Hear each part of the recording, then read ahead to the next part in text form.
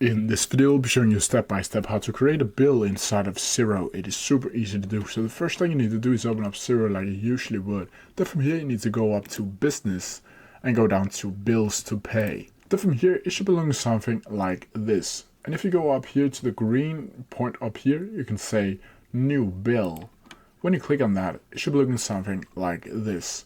Then you can add a from, and you can either add a new contact if you don't already have that, and it will say new over here. You can also add a date, you can add a due date if you want to do that, and a reference number.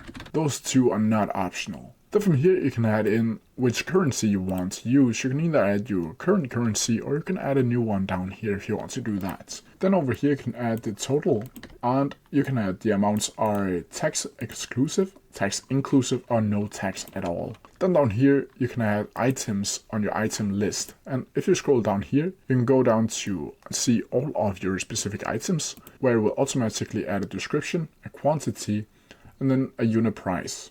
You can also add it to an account and a tax rate. You can also do it by simply type in manual. Down here you can also add a new line.